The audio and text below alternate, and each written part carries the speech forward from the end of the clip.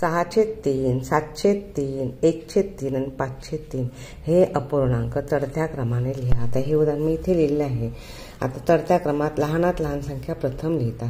मग आपल्याला पटकन लक्षात नाही आलं तर चल हा शब्द आपण लक्षात ठेवायचा। चल म्हणजे काय, चढत्या क्रमात लहानात लहान संख्या पहिली लिहायची। मग आता जेव्हा छेद समान असतील जेव्हा ज्याचा अंश लहान तो लहान, ज्याचा अंश मोठा तो मोठा। मग या ठिकाणी सगळ्यात अंश लहान कोणाचा आहे, 1/3। मग ही पहिल्या क्रमांकाला येणार। दुसऱ्या क्रमांकाला कुठचे येणार, 5/3। आपण क्रमांक घालून घ्यायचे। नंतर तिसऱ्या क्रमांकाला कुठचे येणार, 6/3 तिसऱ्या क्रमांकाला, आणि चौथ्या क्रमांकाला 7/3।